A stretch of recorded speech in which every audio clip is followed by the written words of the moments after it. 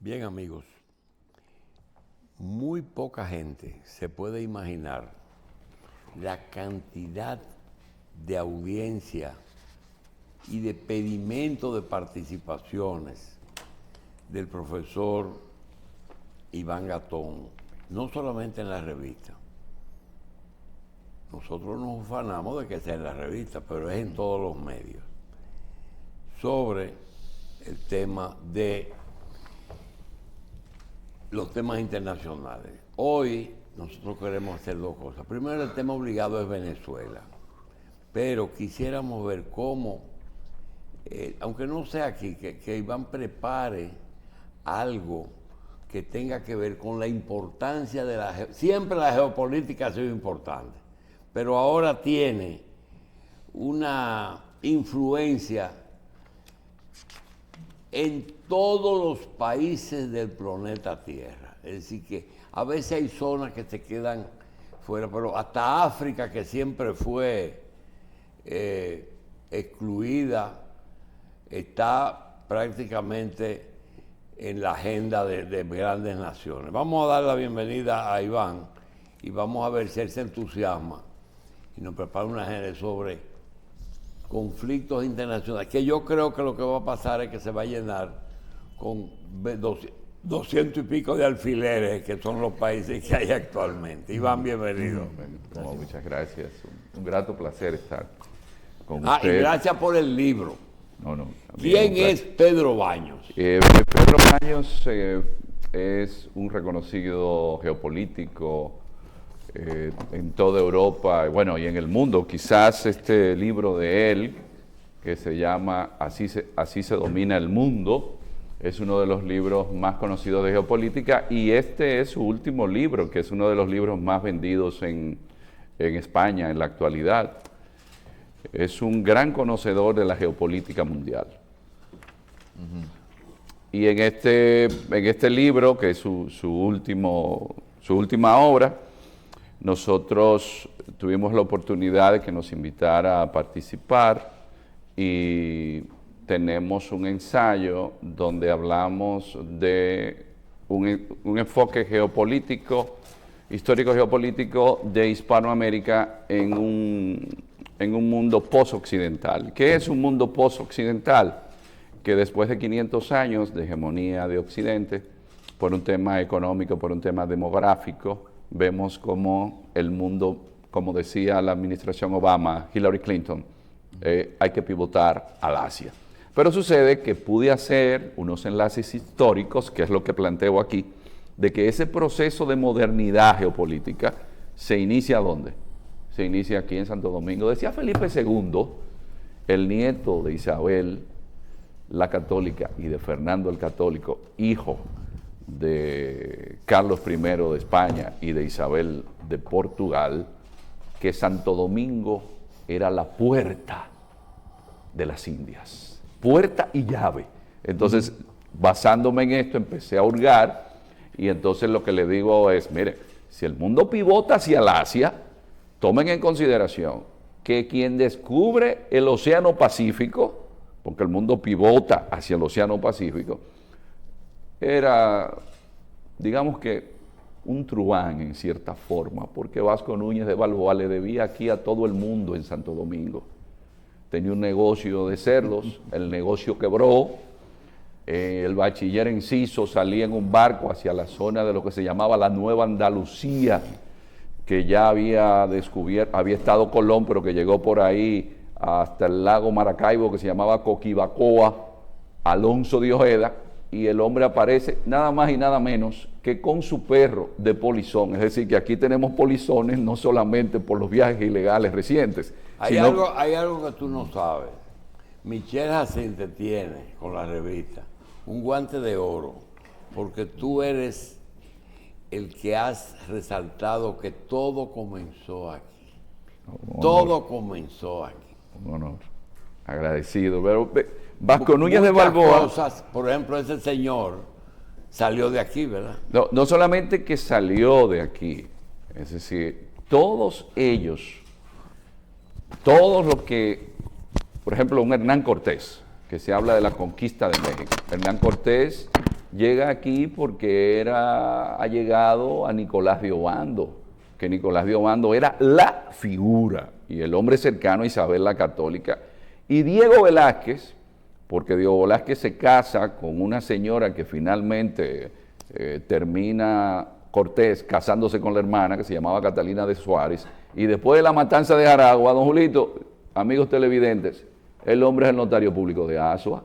Y la casa de Hernán Cortés, que no le damos el valor, hablamos de México, hablamos del Nuevo México, de la Nueva España, pero la casa de Hernán Cortés es la que está en la calle Las Damas con calle El Conde, ahí en la esquina.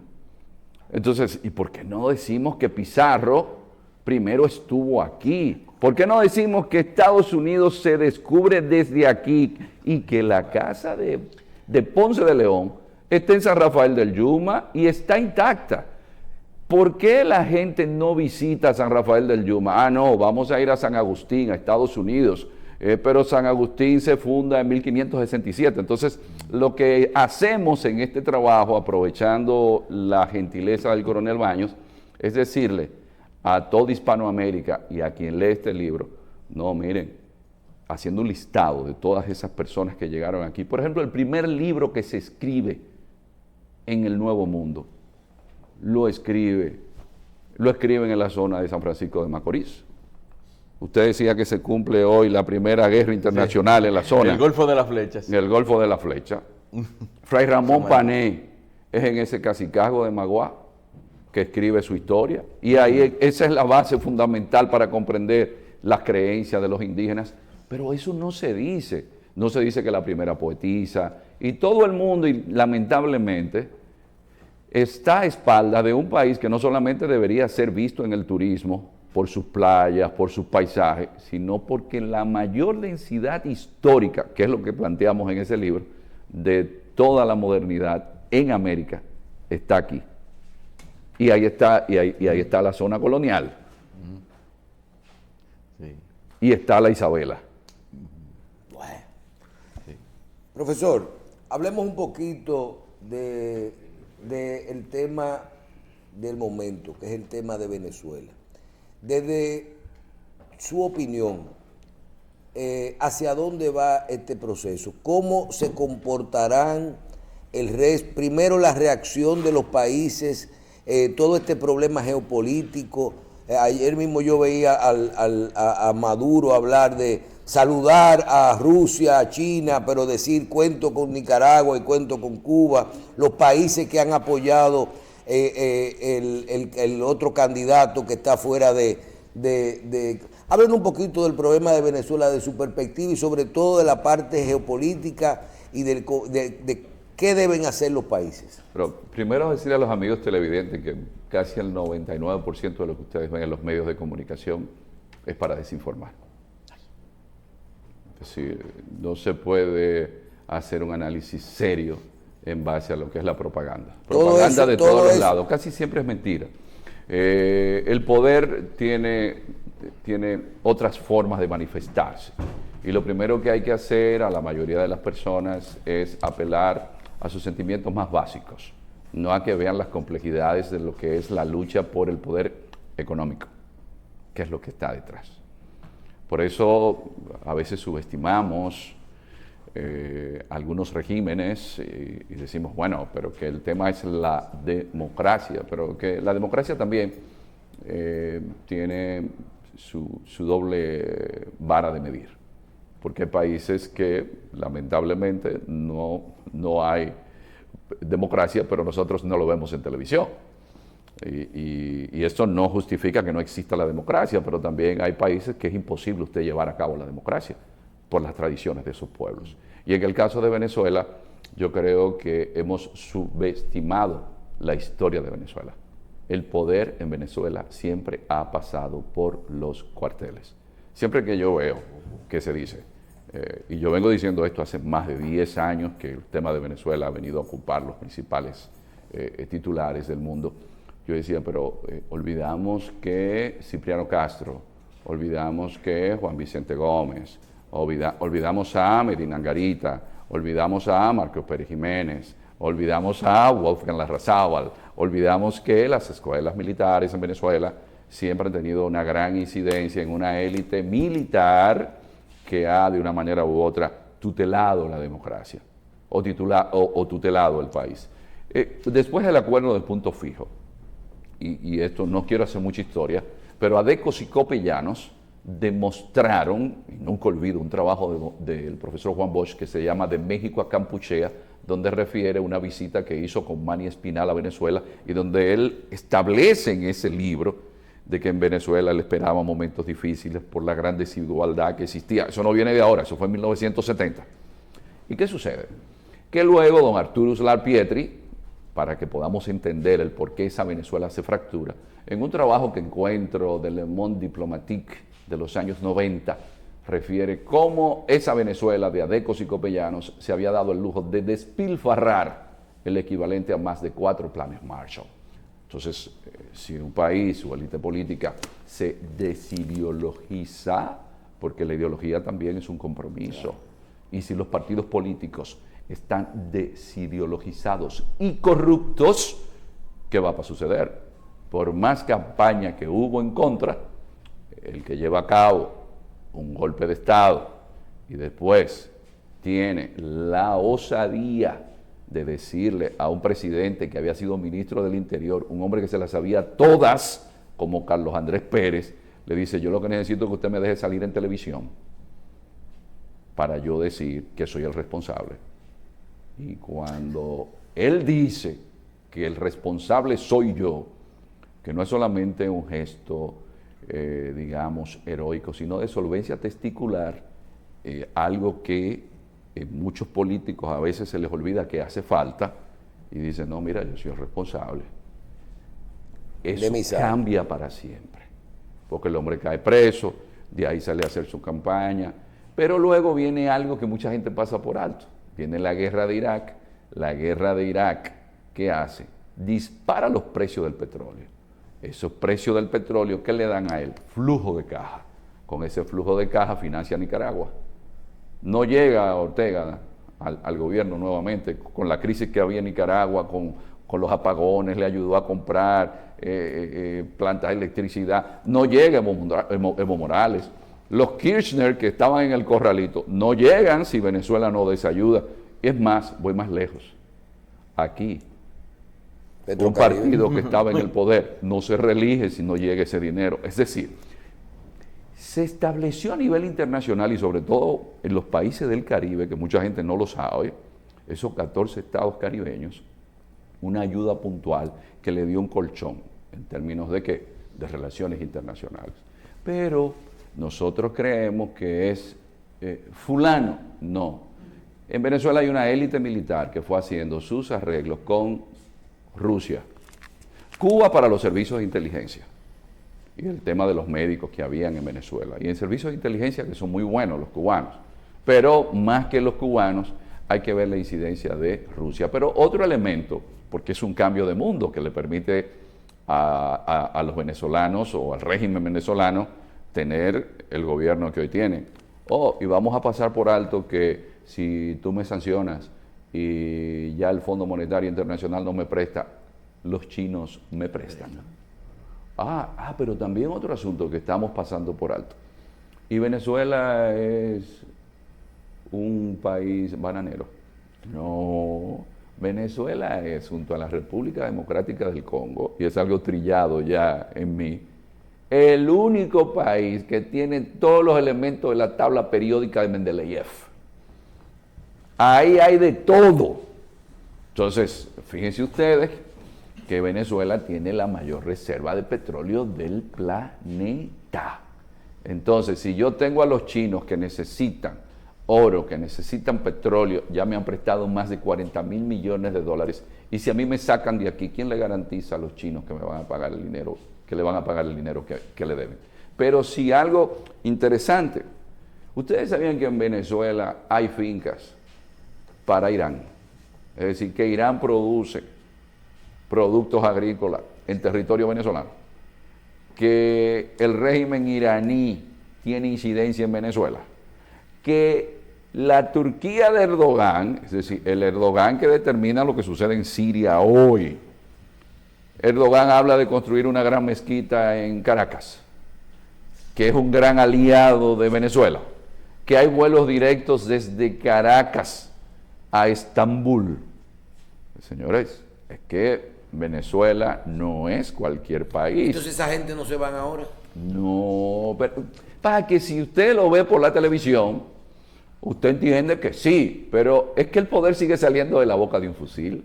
Yo nunca olvido el pobre Allende que le dice a Chu Enlai que él ganó en Chile y que él va a ser el presidente. Entonces Chu Enlai, porque Allende era quien presidía la Asociación de Amigos de China cuando nadie tenía relaciones con China.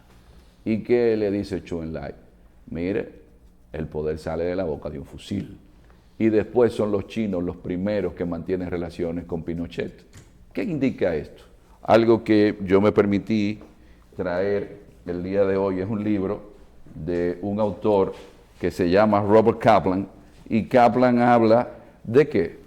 De la tragedia del poder, porque a veces nosotros creemos que el poder, míralo aquí, la mentalidad trágica, eso se llama realismo político. ¿Qué es el realismo político? El realismo político es donde se inscriben los grandes pensadores de la geopolítica. No es lo que usted desee, esa es la utopía lo que deseamos, pero lo que tenemos que ver es la mentalidad trágica. La mentalidad trágica de que el poder no tiene ni amigos ni enemigos, tiene intereses. Ahora, ¿quién tiene el poder económico? ¿Quién tiene el poder militar? Ese es el que se mantiene en el poder.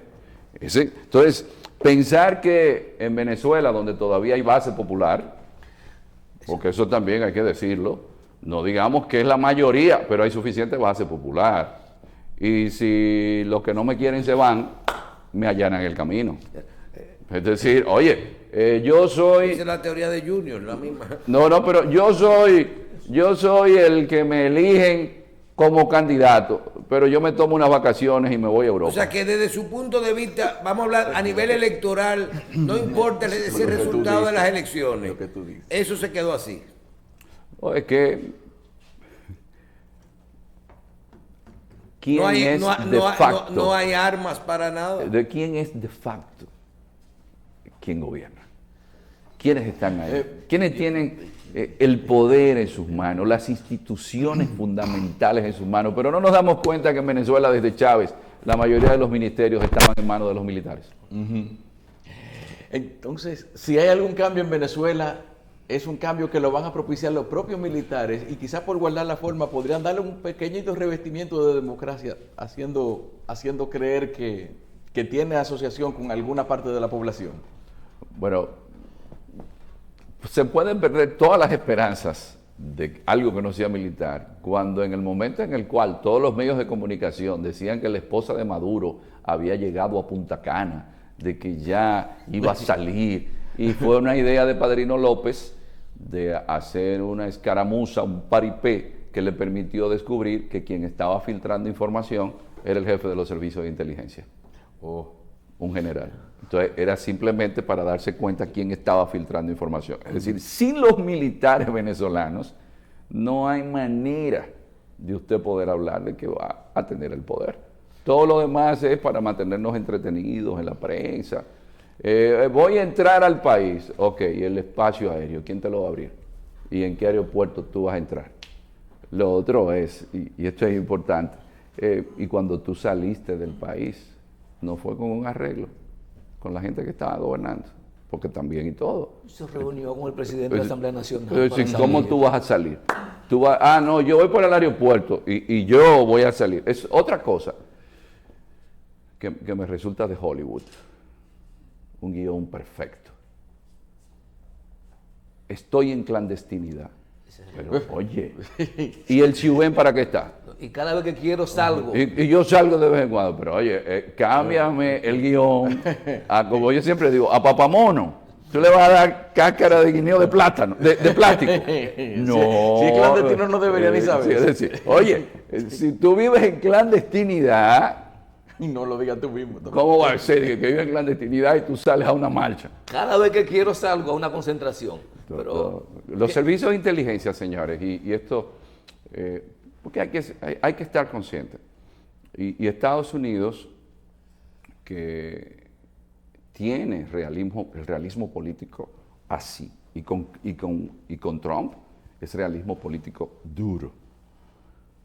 Estados Unidos, ¿qué hace cuando se le presenta la situación de que Chevron está presionando porque quiere los pozos petroleros que lo dejen seguir explotando? Lo deja que sigan, le No, levante el bloqueo. los sobrinos de Maduro, que estaban acusados en Estados Unidos, lo liberan. Estados Unidos está muy claro en que a mí lo que me interesa en Venezuela es, hey, vamos a hacer negocio de nuevo, porque mucha gente pasa por alto que Venezuela era un gran inversionista en Estados Unidos a través ¿de qué? De PDVSA. Citgo, todas esas bombas Citgo eran de Venezuela.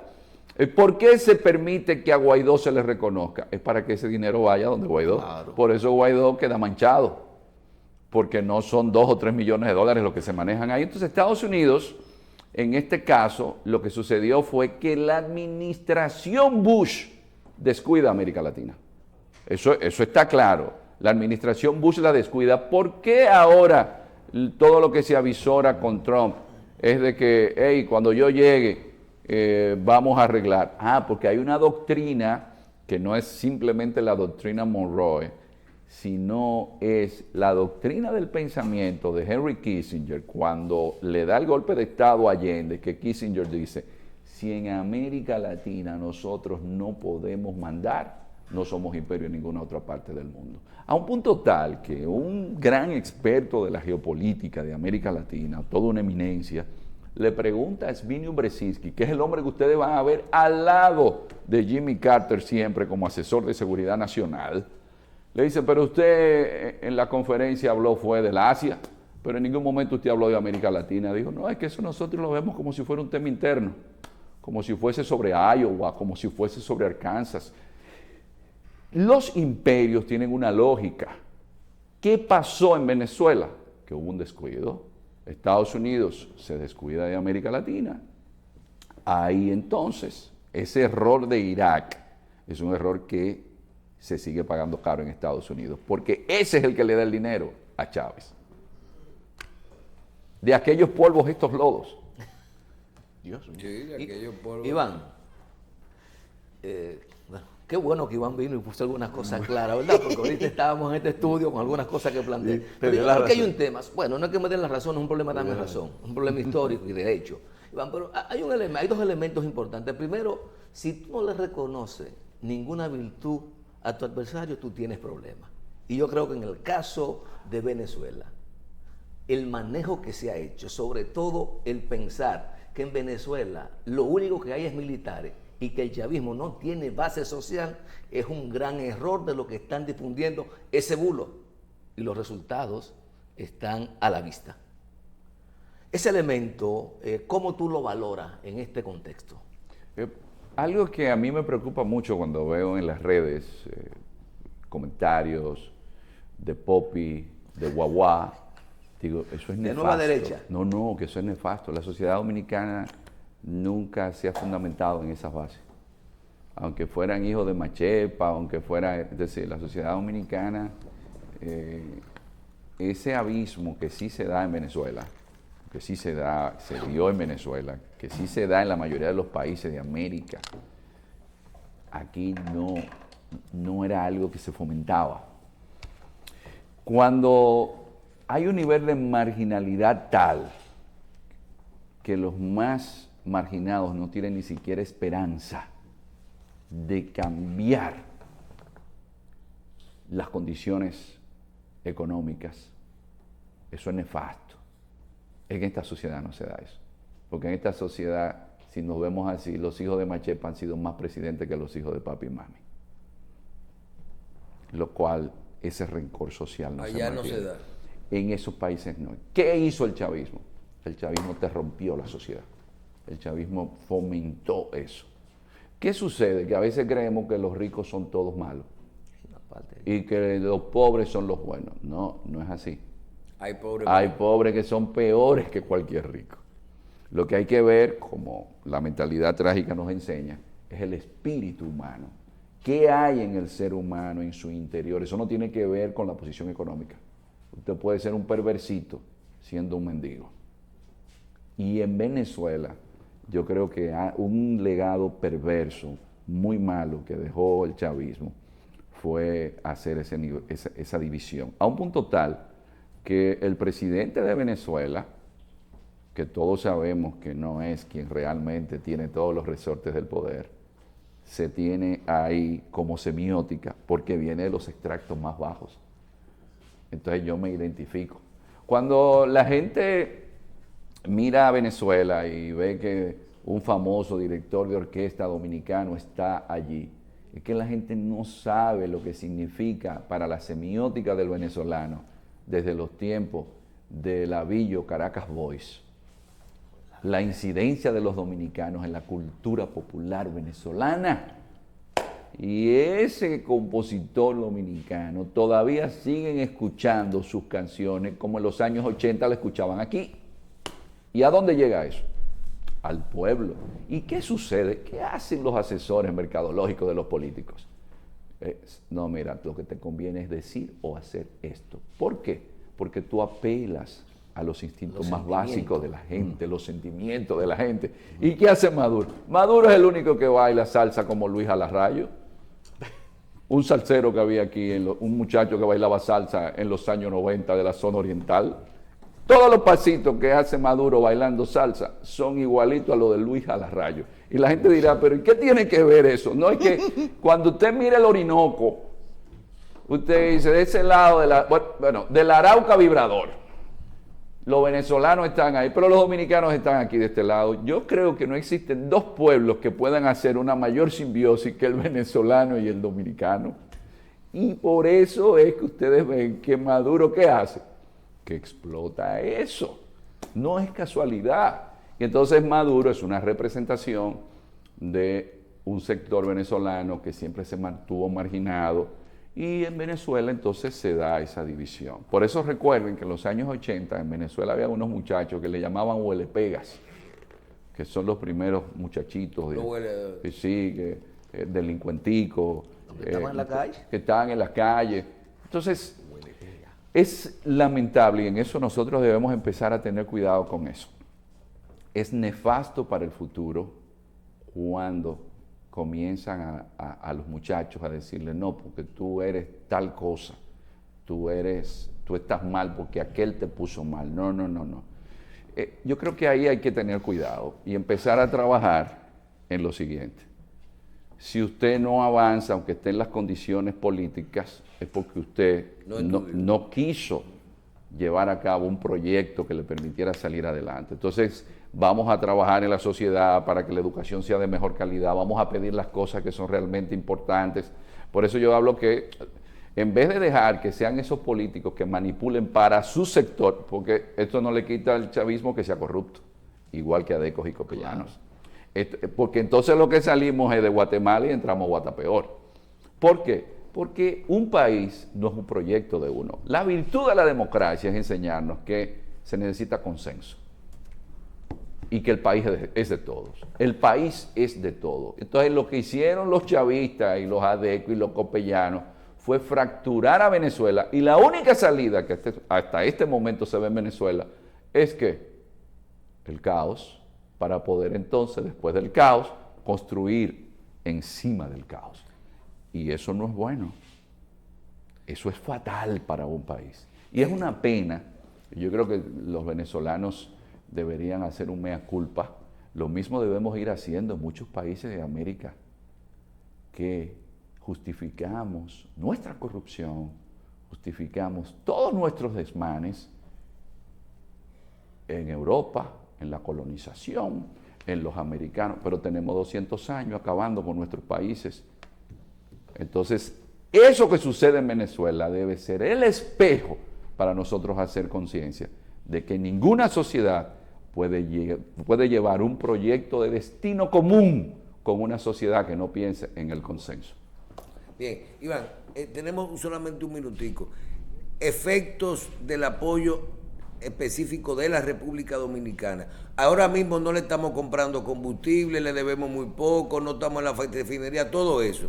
pero tenemos los vuelos cerrados y hay un cambio. Somos de los países que apoyamos lo otro que ellos no quieren.